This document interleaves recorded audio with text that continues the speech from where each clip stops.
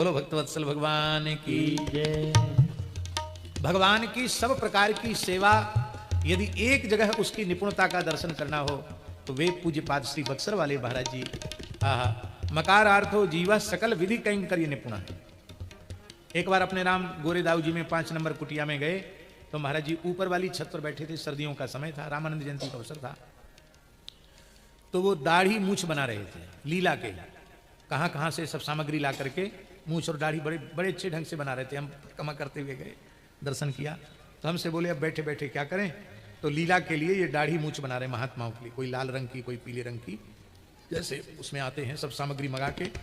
और जो वस्तु एकदम अनुपयोगी है, उपभोक्ता ने उसको रिजेक्ट कर दिया, त्याग दिया, उस सर्वथा किसी काम की जो वस्तु नहीं रह गई है, उस वस्तु पर भी यदि पूज्य महाराज जी की नजर पड़ गई तो उस वस्तु को वो श्री सीताराम जी के विवाह की सेवा का उपकरण बना देते थे। कितनी ऐसी चीजें हैं जो इधर उधर पड़ी मिली और उन्होंने उनको, ये आचार्यों की ही सामर्थ्य है कि सब प्रकार से जो जीव अयोग्य हैं उनको भी श्री किशोरी जी के चरणों में समर्पित कर देना, ये आचार्यों की सामर्थ्य। हम लोग बड़े भाग्यशाली हैं जिन लोगों ने उनका मंगलमय दर्शन किया, उनकी वाणी का श्रवण किया, उनके श्री चरण कमल का स्पर्श किया, उनका चरणामृत, उनका अधरामृत लिया, वे भाग्यशाली हैं।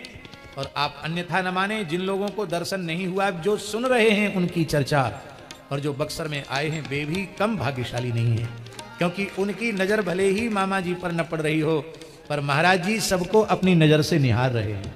इसलिए मैं पुनः प्रार्थना करूं प्रसंगवश कि यह उत्सव बक्सर धाम का श्री सीताराम विवाह महोत्सव पूज्य मामा जी का रसमय विग्रह है, स्वरूप है। इसलिए इस विग्रह की सेवा करने के लिए प्रतिवर्ष सबको आना चाहिए। सब जगह उत्सव हो, 1000 जगह उत्सव हो, होते ही हैं, अयोध्या वृंदावन सब जगह उत्सव होते हैं, लेकिन इस उत्सव से उदासीनता नहीं होनी चाहिए। बहुत से लोग ऐसा कहते हैं हमको तो महाराज जी से मतलब था, महाराज जी नहीं है तो हमको कोई लेना देना नहीं। अरे भाई, महाराज जी नहीं है, यदि ऐसी भावना आपके मन में आ रही है तो निश्चित ही आपने महाराज जी को समझा ही नहीं। महाराज जी, दास बहुत विनम्रता से निवेदन कर रहा है, दास के लिए ऐसा समझिए कि अंतिम आदेश बक्सर के लिए यही था, क्योंकि जब यहां विवाह उत्सव में आए थे, यहां से जा रहे थे और उसके बाद फिर वृंदावन में महाराज जी की कथा थी, उसके बाद फिर करह गए और उसके बाद लीला हो गई। तो यहां जब हमने प्रणाम किया महाराज जी को, भंडारी जी भी हमारे साथ थे, तो महाराज जी ने बड़े स्नेहपूर्वक कहा, भैया ये उत्सव की बगिया संतों के द्वारा लगाई हुई है, इसको सींचते रहना। बिल्कुल जो शब्द हम वही दोहरा रहे हैं, भैया ये बगिया श्री सीताराम विवाह महोत्सव की संतों के द्वारा लगाई गई है, इसको सींचते रहना।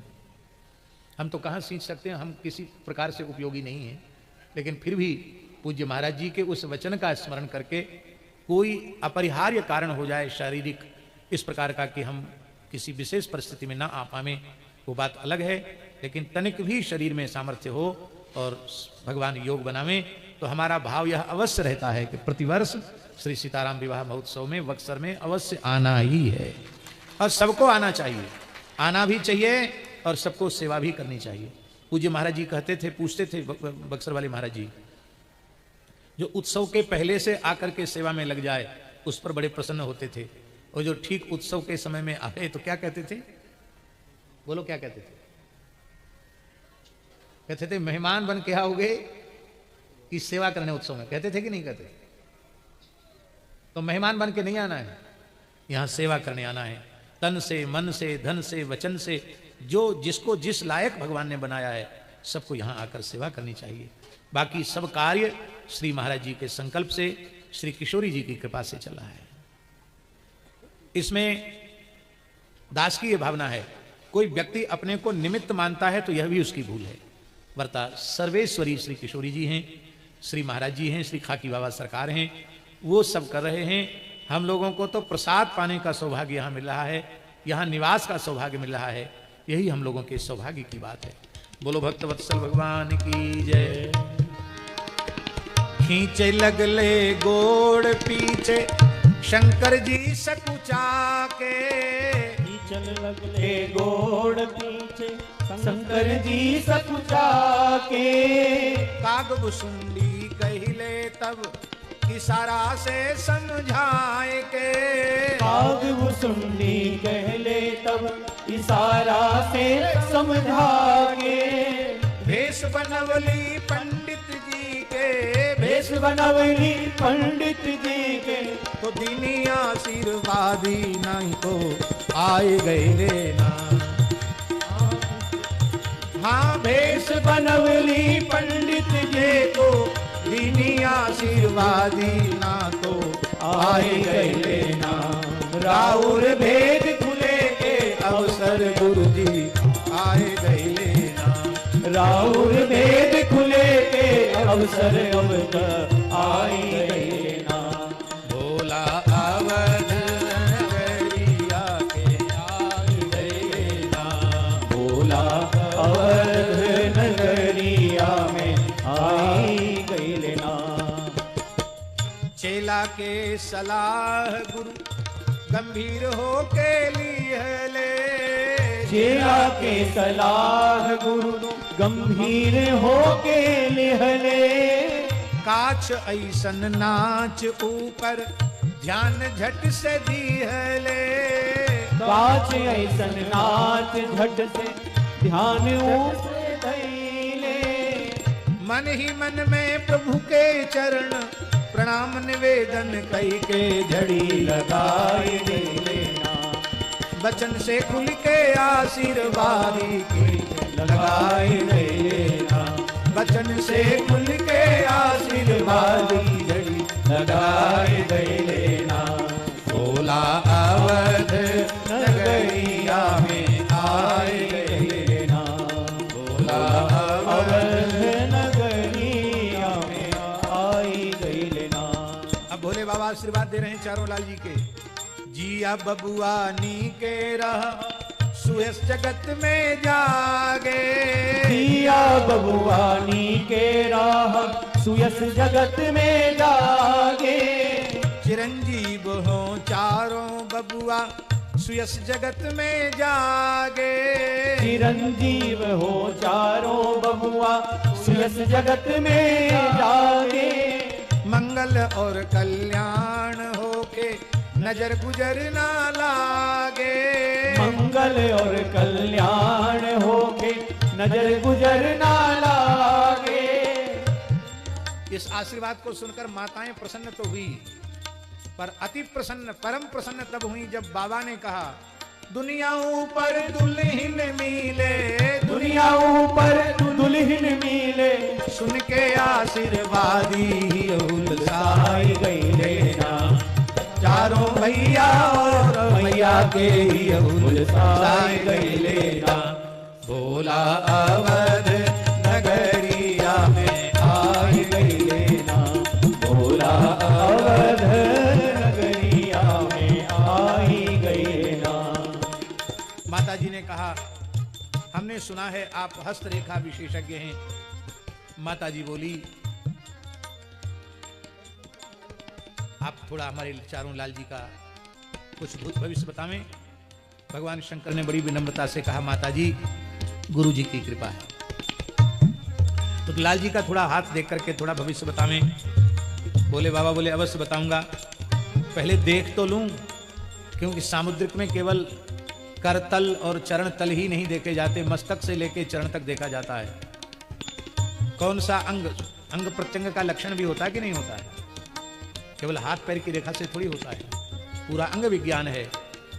वो सब ऐसे नहीं, बढ़िया से बारीकी से नक्शे निहारना पड़ेगा, देखना पड़ेगा और फिर देखना पड़ेगा। हमारी आंखें थोड़ी कमजोर हैं, बूढ़ी आंखें हैं, तो गोद में लेकर इनकी महीन महीन रेखाओं को ऐसे एक नजर गड़ा के देखना पड़ेगा, तो चरण की रेखाओं को भी देखना पड़ेगा। अब भोले बाबा तो देखने लगे। भुषुंडी जी के मन में आया लो गुरु जी तो आनंद ले रहे हैं और हमको खाली ऐसी लंगेठा बना के ले आए हैं। धीरे से गुरु जी का थोड़ा घुटना छुआ, इशारे से कहा हमको भी थोड़ा कृपा कीजिए। तो भोले बाबा समझ गए इशारा। उन्होंने कहा भुषुंडी हाँ गुरुदेव, थोड़ी मेरी आंख वृद्ध है, थोड़ा ये महीन रेखा ठीक से स्पष्ट नहीं दिख रही, थोड़ा तुम देखना। हाँ तुरंत गोद में लेकर के हाँ गुरुजी, ऐसी ऐसी रेखा है, ये रेखा ये कह रही। अच्छा थोड़ा चरण की रेखा देखना। वाह। गुरु चेला दोनों गोदी लेके पारा पारी, गुरु चेला दोनों गोदी लेके पारा पारी, देखे चारों भैयन के तलहचिया निहारी, देखे चारों भैयन के तरहटिया निहारी, भूत और कुछ वर्तमान के, भूत और कुछ वर्तमान के वर्णन करके शंकर जी सुनाए गए नाम। हाँ वर्णन करके शंकर जी सुनाए गए ना, कछु आगे के खबरिया सुनाए गए नाम। कछु आगे के खबरिया सुनाई गई ना, बोला अवध नगरिया में आए गए नाम। बोला अवध नगरिया में आई गई ना। ऐसा भी ज्योतिष विज्ञान है, अभी भी इस प्रकार के विद्वान हैं कि आपको अपनी जन्म की तिथि मालूम नहीं है, जन्म का महीना मालूम नहीं है, समय मालूम नहीं है। केवल उनके सामने आप दोनों अपने करतल कीजिए और वो तुरंत गणित करके बता देंगे आपका इस संवत में, इस महीने में, इस पक्ष में, इस तिथि को, इस दिन में इतने बजकर इतने मिनट पर आपका जन्म हुआ, और पूरी कुंडली बनाकर धर देंगे और वो 100% सत्य निकलता है। ऐसा है, इस प्रकार का ज्योतिष है। कारोई वाले कुंडली कहां देखते थे? सामने ऐसे हाथ करो और फिर वे कुछ स्लेट पर लिख लेते थे, गणित करते थे, कुंडली जैसी बना लेते थे। गणित करने के बाद फिर एक नंबर निकल आता था, उस नंबर को फिर वो स्लेट को उलट देते थे। अब उलटने के बाद फिर भृगु संहिता खोलते, उसमें चक्र बने हुए हैं, उन चक्रों में कुछ संख्या लिखी हुई है, और कहते थे आंख खोलकर अपने इष्ट का स्मरण करके किसी भी चक्र पर उंगली रख दो, हिलाना डुलाना नहीं, जहां रखना बस वहीं रख दो। तो वहां यदि उंगली रख गई और जो उन्होंने गणित निकाला है यदि वही उंगली उसी संख्या पर उंगली गई है, तो कहते तुम्हारा फलादेश भृगु संहिता में निकल आया। फिर कितने समय तक चलेगा वो तो वही जानते थे। 15 बार लोगों को बुलाते थे, 15 बार। अब इसके बाद आगे का भाग इतने समय बाद सुनाना पड़ेगा, वो भी उसमें लिखा हुआ, इतने बजे इतने बात सुनाना पड़ेगा। तो देख करके बता देते हैं। हाँ जी, अंक का। और हमारे पूज्य गुरुदेव श्री पहाड़ी बाबा महाराज बताते थे, जब वो गंगा जी की पैदल परिक्रमा कर रहे थे तो गाजियाबाद से होकर के आगे बढ़े, गाजियाबाद नहीं, गाजी क्या है, गाजीपुर, गाजीपुर, वो गाजीपुर कहते पर गाधीपुर है वो, इसलिए हम उसको गाधीपुरी कहते हैं। विश्वामित्र जी के पिताजी की राजधानी गाधीपुर होकर के जब वहां से निकले तो पूरी गंगा जी की पैदल परिक्रमा की उन्होंने, महाराज जी ने पूरी गंगा जी की पैदल परिक्रमा, गोदावरी की पैदल परिक्रमा, नर्मदा जी की पैदल परिक्रमा, बहुत पैदल परिक्रमाएं उन्होंने की। तो गंगा जी की पैदल परिक्रमा कर रहे थे तो बोले एक पंडित जी वयोवृद्ध ब्राह्मण थे, पंचकेश थे, दाढ़ी थी, और वो वेद पाठ कर रहे थे एक पीपल के नीचे बैठ करके। और हम स्नान ध्यान करके अपने एक लंगोटी शरीर पर और विभूति चढ़ाए हुए, एक कमरिया और हाथ में एक ब्रह्मपात्र, बस इतना ही रखते थे। रुपया छूते नहीं थे, वाहन पर चढ़ते नहीं थे, पैदल चलते थे, बिना जूता, बिना छाता, बिना चप्पल, बिना खड़ाऊं। महाराज जी चलते तेज थे। तो बोले वो हमको आवाज सुनाई पड़ी, महाराज रुकिए, महाराज रुकिए। तो देखा बूढ़े पंडित जी भागे भागे आ रहे हैं, तो खड़े हो गए, क्या बात है भाई। आकर पंडित जी ने प्रणाम किया, और ऐसे वैसे प्रणाम नहीं किया, साष्टांग प्रणाम किया, दंडवत प्रणाम किया। तो महाराज जी बड़े संकोच में पड़ गए, बोले आप वयोवृद्ध ब्राह्मण हैं और मैं तो अभी एकदम जवान हूं, आप ऐसा क्यों कर रहे हैं। उन्होंने कहा मैं वयोवृद्ध ब्राह्मण ही नहीं हूं, मैं सामुद्रिक लक्षणों का विशेष ज्ञाता हूं। आपके स्वरूप को चलते चलते मैंने देखा तो हमको यह अनुभव में आ गया कि आप 3 जन्म के महान योगी हैं। 3 जन्म से विप्रकुल में जन्म है, बाल ब्रह्मचारी और महान योगी हैं। ये आपका तीसरा और अंतिम जन्म है, आपको लौटकर फिर संसार में नहीं आना है। आपके चरण में अमुक रेखा होनी चाहिए, आपके हाथ में अमुक रेखा होनी चाहिए, आपके शरीर के अमुक अंग में अमुक चिन्ह होना चाहिए, आपके बाएं पैर की अंगूठे की तर्जनी उंगली में एक तिल होना चाहिए, अब बूढ़ा व्यक्ति चलते चलते चंद्रासन नहीं देख सकता। यदि ये लक्षण सब सही है तो हमारा ज्योतिष सही है। तो हमारा अब आपके हाथ में त्रिशूल का चिन्ह, आपके दाहिने हाथ में त्रिशूल का चिन्ह और आपके दाहिने चरण में ऊर्ध्व रेखा के ऊपरी भाग पर त्रिशूल का चिन्ह होना चाहिए। महाराज जी कहते उसके पहले हमने कभी कुछ देखा ही नहीं था, न देखा न देखने का मन में कोई भाव आया।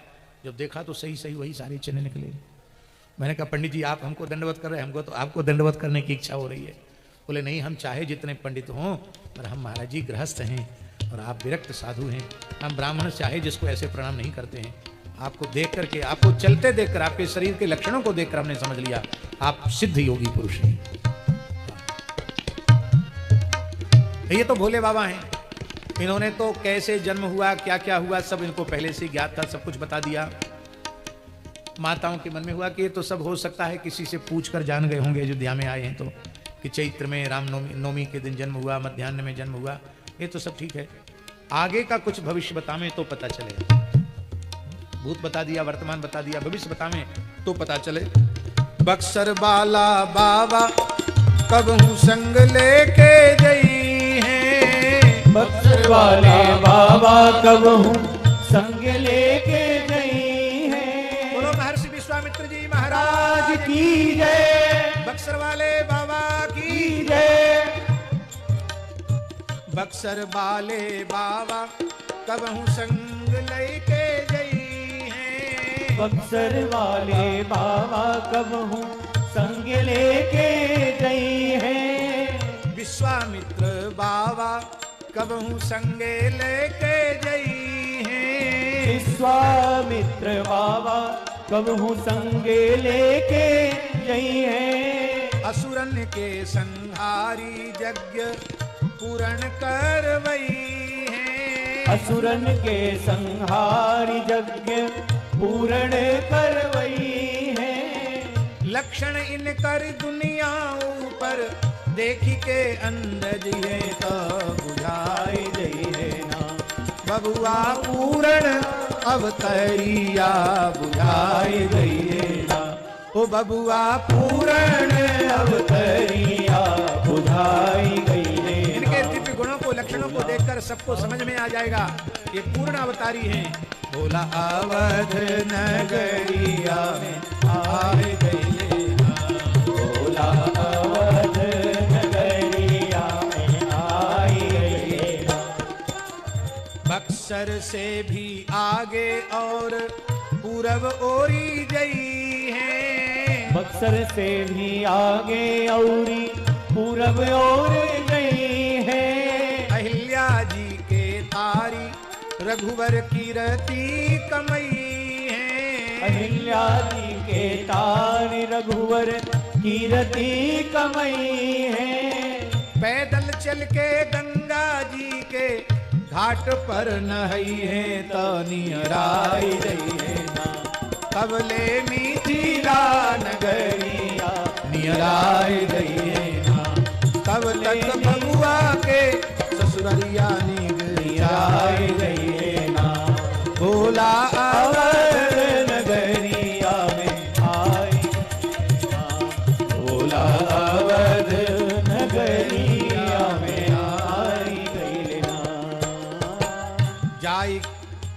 जाय के जनकपुर में धनुहा के तूरी है। जाय के जनकपुर में धनुहा के तूरी है। सिया दुल्हन पई है आस ससुर जी के पूरी है। सिया दुल्हन पई है आशा ससुर जी के पूरी है। चारों भैया एक बेरी विवाही के लिवाए लिवाए आई है ना। चारों भैया एक घर में एक ही बेर विवाही के लिवाए आई है ना। दुल्हन चारी गो सुंदरिया लिवाए आई है ना। बोला अवध नगरिया में आई गई है ना। बोला अवध नगरिया में आई गई ना। थोड़ा सा और आगे भी बताओ। बोले मिथिला से आगे की बतिया अब ही ना बताई मिथिला से आगे की बतिया अब ही ना बताई। आगे के बतवले बेज यहाँ कहाई आगे के बतवले में कहीं यहाँ बताई। मैया के संदेह न हो के बढ़िया उत्तर दे के समझाए गए। बोला अपनी लाचरिया समझाए गए लेना। बोला अवध नगरिया में आई गई लेना। बोला अवध नगरिया में आई गई लेना। माताएं बहुत जल्दी शंका कर लेती हैं, आगे की बात नहीं बताएंगे, इसका मतलब कुछ ना कुछ गड़बड़ है। देखा माताओं का चेहरा फक हो रहा है तो भोले बाबा ताड़ गए भाव को। भोले बाबा ने कहा बात ऐसी नहीं कि आगे की हम बता नहीं सकते, बात यह है लाल जी अभी शिशु हैं, इनकी छोटी छोटी हथेली हैं, रेखाएं बहुत बारीक हैं, सूक्ष्म हैं, 15-16 वर्ष के होंगे कम से कम, तब रेखाएं स्पष्ट होंगी, तब आगे की बात। हाँ ये ठीक है। अब तो माताओं को संतोष हो गया। होते ही किशोर बाबा कौशिक जी ले जाएंगे। किशोर बाबा कौशिक जी ले जाएंगे।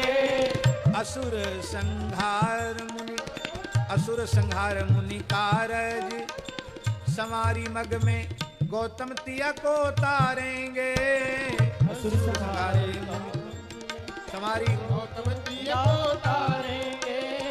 जनकपुरी में जाए हर को दंड खंडी, जनक दुलारी को विवाह घर ला। भोला अवध नगरिया में आई गई लेना। भोला अवध नगरिया में आई गई लेना। हम इसलिए आगे की बात नहीं बता रहे हैं क्योंकि रेखा बाटे महीन अब ही अखियां कमजोर बा। रेखा बाटे में ही अब ही नजरिया कमजोर बा। आगे वाली लीला के ना ओरवा ना छोरवा। आगे वाली लीला के ना ओरवा ना छोरवा। पाट पटंबर हीरा मोती, पाट पटंबर हीरा मोती, सुवर्ण दान दक्षिणा से पुजारी गई लेना। पंडित बड़ा चमत्कारिया पुजारी गई लेना। भोला अवध नगरिया में आई गई लेना। भोला अवध नगरिया में आई गई लेना। बोलो भक्तवत्सल भगवान की। हम जाना तो चाहते थे, अब पार्वती जी खिलौना बेचने आवेंगी, फिर घोड़े हाथी सब लेंगे, कैसी सुंदर सुंदर लीला होगी उसका भी वर्णन, और किशोरी जी के प्राकट्य की भी लीला को कहना चाहते थे, लेकिन यहाँ आगे सब सेवा के क्रम प्रभावित होंगे। इस दृष्टि से 7:30 बज रहे हैं। समागत विद्वानों के प्रवचन भी अभी होने हैं, तो वो प्रवचन का भी लाभ हम लेंगे।